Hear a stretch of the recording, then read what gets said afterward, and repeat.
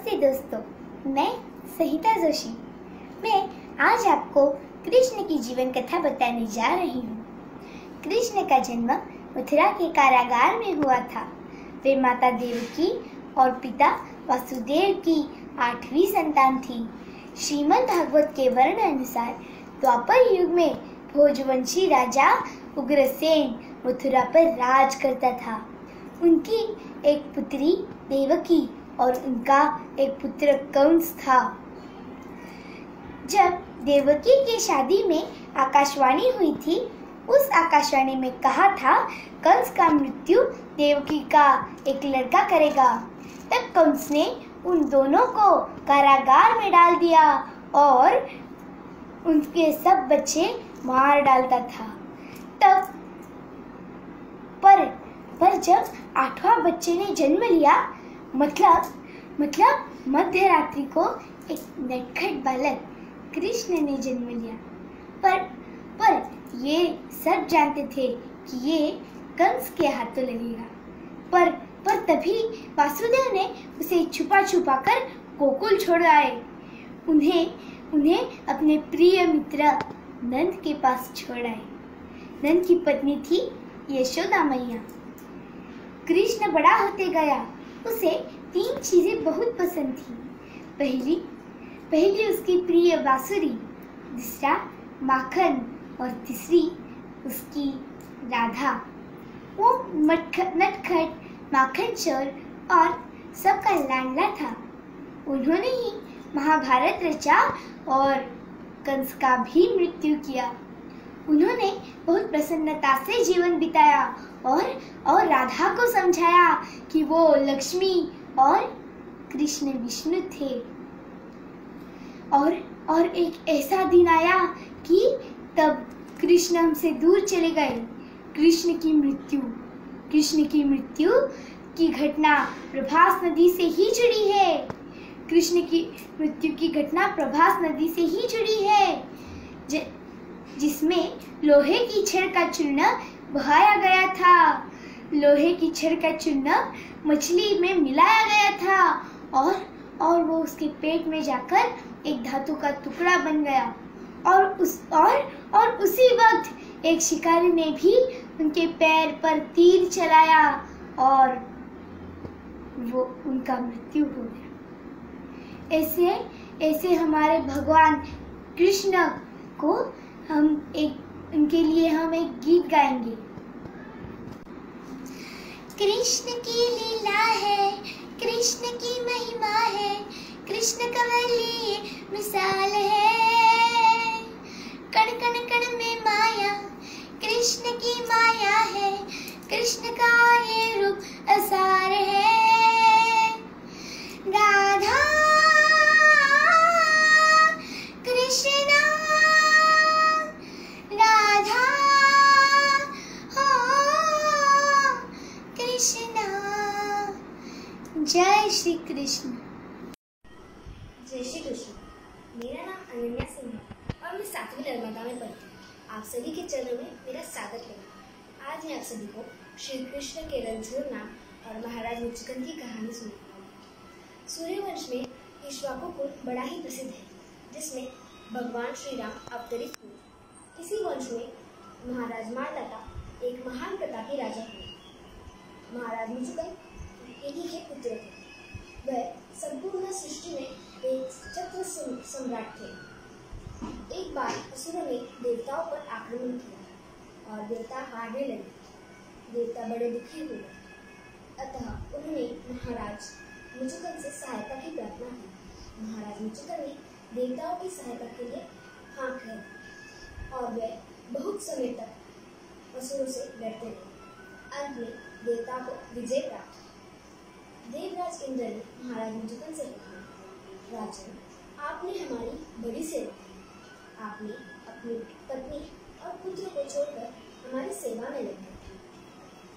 स्वर्ग में जिसे 1 वर्ष कहा जाता है, पृथ्वी पर उसे 365 वर्ष लगते। अतः आप हमारी गुना में 1000 से ज्यादा वर्षों से रह रहे हैं। आपकी राजधानी का कोई पता नहीं है। आपका संपूर्ण परिवार काल के मुख में समा गया है। अतः अब आपका कोई नहीं बचा। आप हमसे मुक्ति को छोड़कर कोई भी वरदान मांग लीजिए। महाराज मुचुकुंद को मानवीय बुद्धि ने दबा लिया।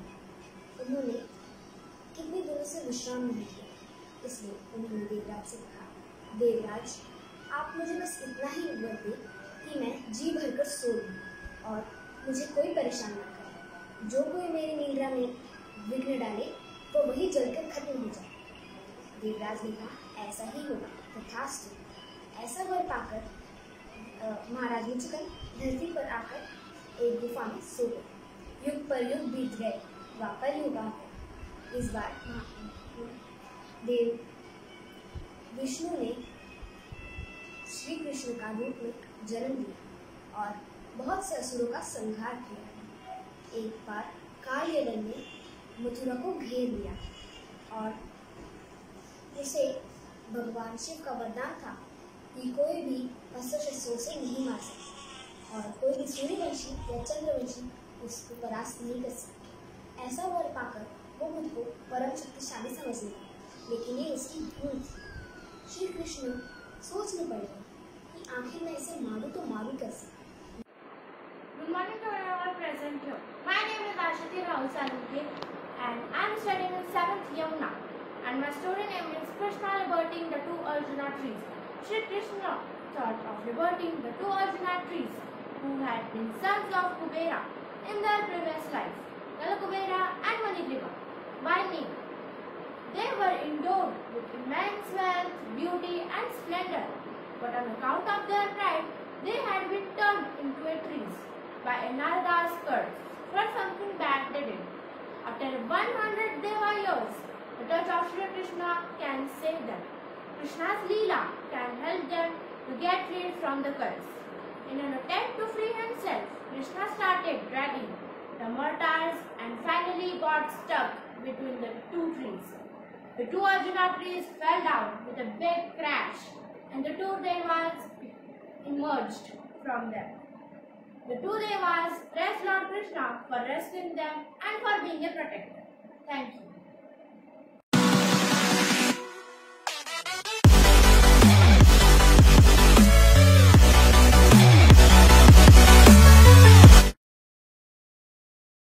Good morning friends, my name is Churash Vinod Naik. I study in 5th standard in Mallar class. Today I will tell one story, the birth of Krishna.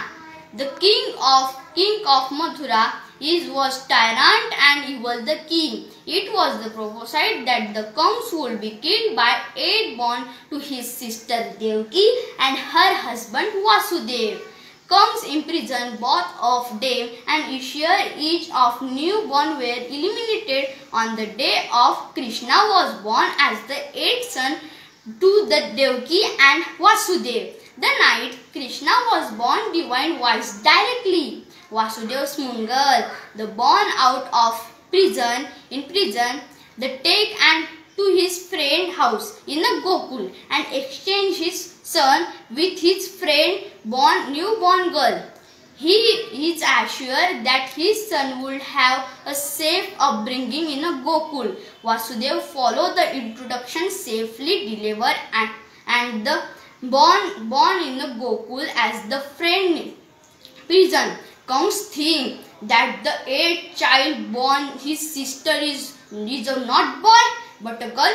Nevertheless, he decided to eliminate the girl. Is unable to so at the newborn girl was an incarnation of Durga. Comes find out that the child destined him and safe out of his reach. Thank you, friends. Good morning to one and all present here. Myself, Divya Katole. I am studying in 5th Kedar. Today I will tell you story about Shri Krishna. My story name is Krishna and the demon Keshi.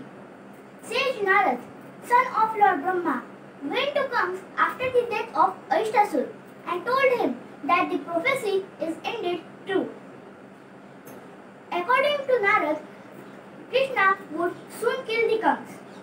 Infuriated at this disclosure, Kams called the long-haired demon Keshi.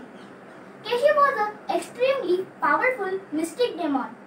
Kans ordered Keshi to leave for Vrindavan and kill Krishna, the boy who wore peacock feather in his head. Keshi assumed the form of a huge, giant, mad horse and left for Vrindavan. He could move at the speed of thought. He galloped so fast that his hoofs tore into the earth. Meanwhile, unaware to Keshi's intent, Krishna was busy in playing with his fellow cowherds. Krishna's one friend, Madhu, asked Krishna for his dress and Krishna lent him his dress. Madhu was so happy and started walking towards the village. Keshi, upon reaching to Vrindavan, and started looking for a boy with peacock feather on his head. As soon he saw Madhu and started charging towards him. Madhu cried for help, and before the wild beast harmed Madhu, Krishna reached the spot and challenged Keshi. Keshi was irritated and attacked Krishna. Instead, he tried to trample the latter with his hooves. Krishna caught Keshi by his legs and tossed him in air. Keshi fell down with a loud thud. Finally, tired and exhaustedly, Keshi tried to devour Krishna whole and attacked with his mouth wide open. Krishna thrust his arm into the Keshi's mouth and pushed it till right to the animal's belly. Then Krishna expanded his arm till the demon could not longer breathe. Keshi's lifeless body then fell on the ground. Thank you. Good morning friends, my name is Khushi Oza. Today I am going to tell you the story of Krishna tames the serpent Kalya. Once Krishna and his friends were playing by the bank of Yamuna with their ball. The ball falls into the river where the poisonous 110-headed serpent Kalya lives with his family.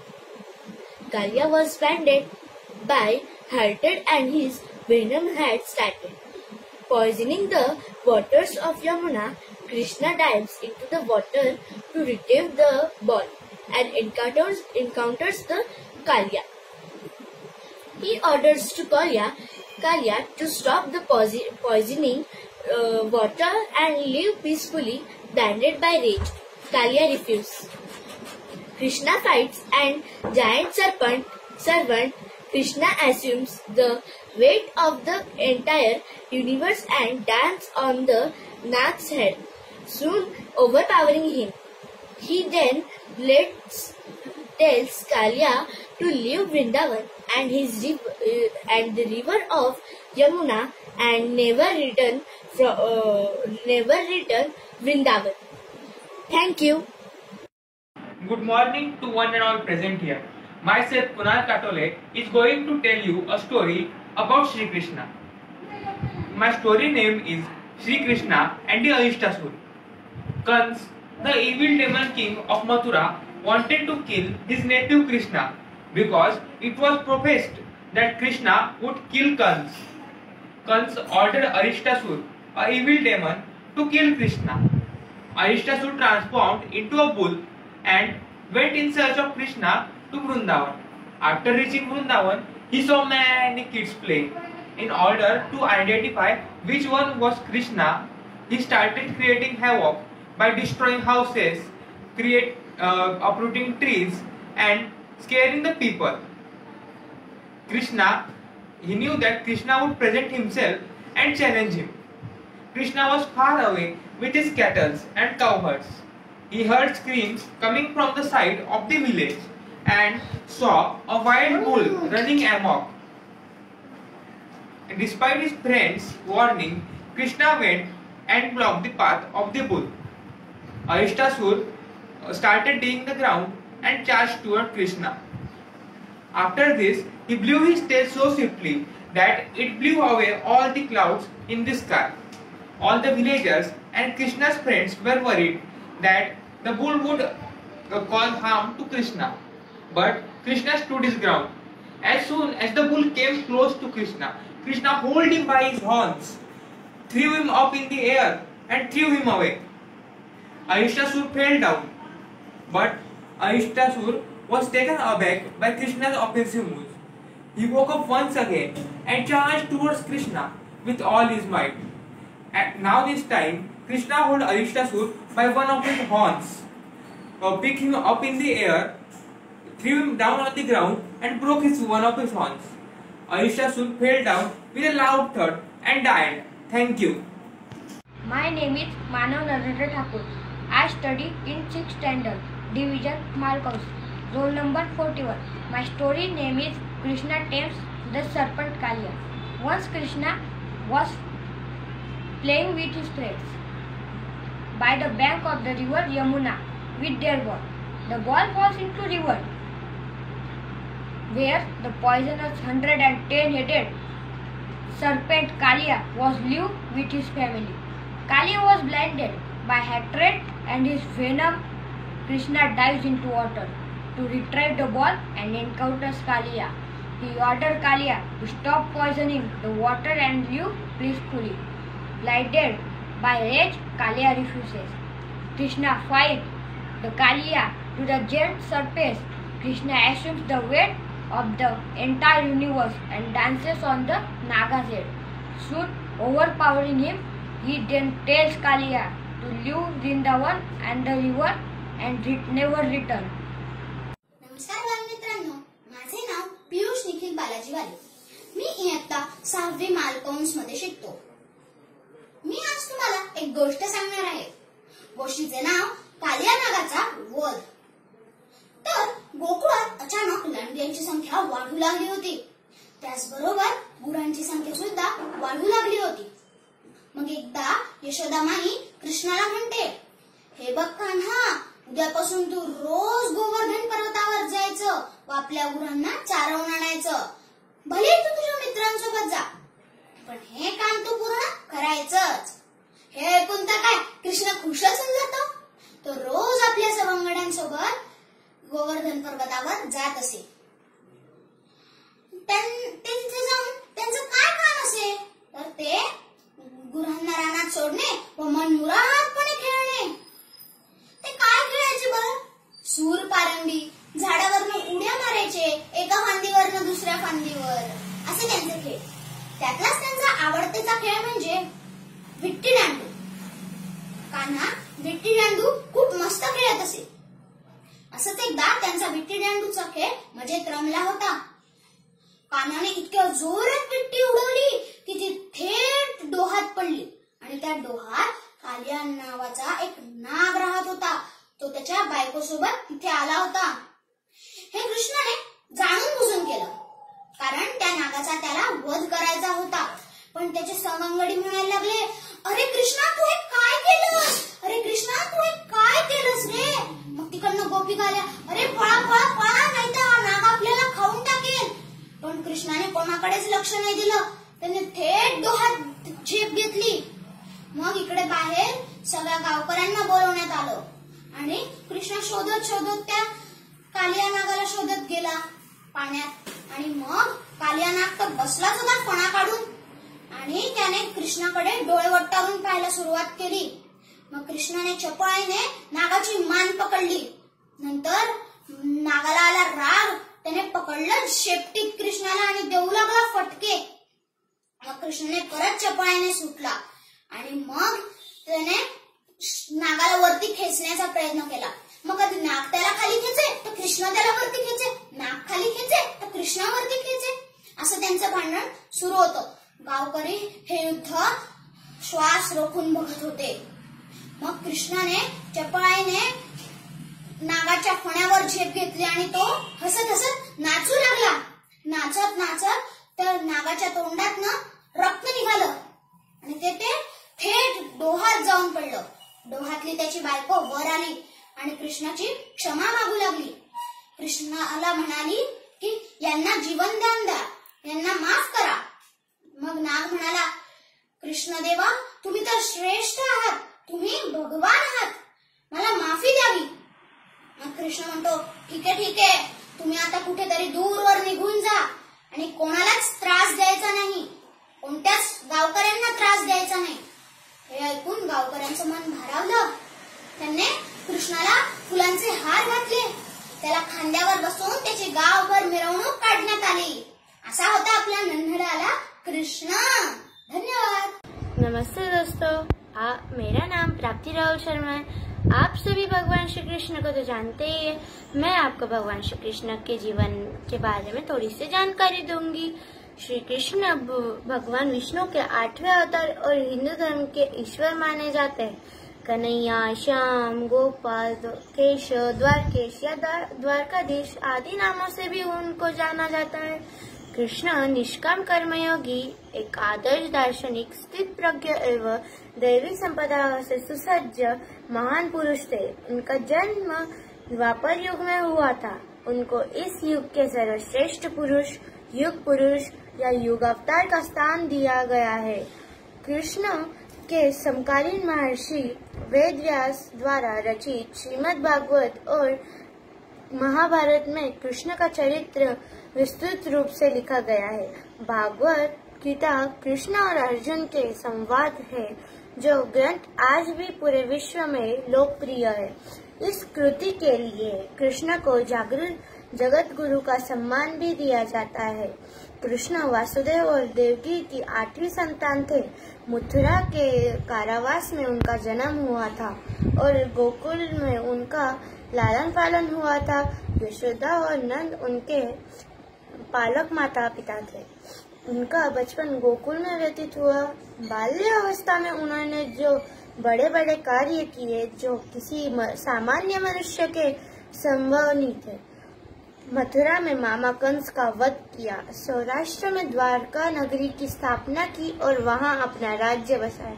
पांडवों की मदद की और विभिन्न आपत्तियों में उनकी रक्षा की. महाभारत के युद्ध में उन्होंने अर्जुन के सारथी की भूमिका निभाई और भगवत गीता का ज्ञान दिया, जो उनके जीवन की सर्वश्रेष्ठ रचना मानी जाती है. 124 वर्षों के जीवन काल के बाद उन्होंने अपनी लीला समाप्त की. उनके अवतार समाप्त के तुरंत बाद परीक्षित के राज्य का कालखंड आता है. राजा परीक्षित, जो अभिमन्यु और उत्तरा के पुत्र तथा अर्जुन के पौत्र थे, के समय से ही कलयुग का आरंभ माना जाता है. धन्यवाद. नमो नमः. मम नाम प्रतियोगेश निर्पकार अस्ति. अहम् 8मा कक्षा पठामि. अद्य अहम् एक कथा वदामि. मम कथा नाम कृष्ण समानस्तु भोजनम्. बालकृष्ण गोकुले गोपालं करोति स्म. प्रतिदिनं सः वयस्य सह वने गच्छति स्म. गोकुलस्थं बालगोपाला वासुदेवेन सह आशय हिंडत स्म. मध्याह्ने ते सर्वगृहेभ्य आनतानि खाद्यवस्तूनि एकत्र उपवेशने खादति स्म. एकेस्मिन् दिने भोजनालयाः सर्वे गोपाः कृष्णपरितः उपविशन्नः. देविकानन्दः गोपालाः उपयुञ्चः. अद्य भोजनार्थ किम् आनतिम् इति तदा प्रथमा औदत मम समीपे द्वयधनं वर्तते. अपरपा अभाषात् मम समीपे पथुकाः. एवमेव सर्वकैः अपूप लड्डुकः वाटकाः मोदकः आनीताः इति औदनः. तथा कृष्ण औदतः. यैः मित्राणि वयम् एषताः खाद्यपदार्थानां मिश्रणं कुर्मः. सर्वगोपालाः आनन्दे कृष्णाय स्वखाद्यम् ऐच्छन्. कृष्ण स्वयं पदार्थं मिश्रणम् अकरोत्. स्वस्य च तद्मिश्रणं पर्यवेक्ष्य. तद् अपूर्व स्वादिष्ट मिश्रणं सर्वे वयत्य अतीव अचरतः. यतः तस्य मिश्रणं न केवलं खाद्यपदार्थः अपि तु स्नेहस्व मिश्रतः. तदा गोपनायकाः बालकृष्णः अवदत् इति पराग्वय सर्वं सम्मील्य एव भोजनं कुर्मः। अयि मित्राणि आस्मकाः मनासि सामान्यानि विचाराः समानाः भोजनमपि समानस्मृति। धन्यवादनम। मेरा नाम तन्वी शरून कपूर है। मैं 8वीं कक्षा में पढ़ता हूँ और मेरी टुकड़ी का नाम शिवनेरी और मेरा कथा का नाम बालकृष्ण और बकासुर। एक दिन कृष्ण जी के पिता नंद जी गांव में घोषणा करते हैं, मेरे प्यारे ग्रामवासियों, दिन भर दिन हमारे गांव में हमारे लोगों और हमारे जानवर दोनों की सुरक्षा कम होती जा रही है। हमारा भला इसमें होगा कि हम कहीं और चले जाएं। क्या कहते हो आप गांववासी? लेकिन हम जाएंगे कहाँ? नंद, एक बहुत ही सुंदर जगह है, वो है वृंदावन, जो गोवर्धन पहाड़ के नीचे बसी हुई है। वहां पर हम और हमारे जानवर दोनों खुश रहेंगे और सुरक्षित रहेंगे। अगले दिन सबने सामान बांधा और बैलगाड़ी पर बैठ के निकल पड़े और एक लंबी यात्रा के बाद वो वृंदावन पहुंचे और सभी के दिन अच्छे से गुजरने लगे। और उधर कंस को कृष्णा के चमत्कारी शक्तियों के बारे में पता चला और उस कंस को ये भी पता था कि कृष्णा कोई साधारण बालक नहीं बल्कि बहुत ही खतरनाक बालक है और वो हर हालत में कृष्णा जी को मार देना चाहता था। और इसी काम के लिए उस दुष्ट कंस ने बकासुर को भेजा और बकासुर भी अपने बहन के आग में जल रहा था और उसे ये मौका मिलते ही वो अपने गुस्से में निकल पड़ा, क्योंकि कृष्णा जी ने उसकी बहन पुतना को मारा था। और उधर कृष्णा और उनके भाई बलराम और उनके दोस्त उनके गाय को चराने के लिए यमुना के नदी के किनारे लेके गए थे और वो सब खेलने लगे। और काफी देर खेलने के बाद वो यमुना नदी के पास पानी पीने के लिए गए और सभी ने एक बड़े से चोंच वाला और बड़े से शरीर वाला एक बगुला देखा और वो सब डर गए। लेकिन कृष्णा जी को कुछ शक हो रहा था और कृष्णा जी उस बगुले के पास जाने लगे और बगुले ने भी कृष्णा जी के अपने पास आने तक इंतजार किया। और जैसे कृष्णा जी उसके पास आए, बगुले ने कृष्णा जी को अपने चोंच में पकड़ लिया और निगलने लगे। और जैसे निगलने लगे तभी कृष्णा जी अपने आप को एक आग के गोले में तब्दील कर लिया और उस बगुले का मुंह जलने लगा और बगुले में जल्दी से जल्दी कृष्णा जी को बाहर निकाला। और जैसे कृष्णा जी उस बगुले के मुंह के बाहर निकले, कृष्णा जी ने उस बगुले के चोंच को 2 भाग में तब्दील कर लिया और वो बगुला मारा गया। और दोस्तों, ये थी हमारी कृष्णा जी की एक छोटी सी कहानी। धन्यवाद।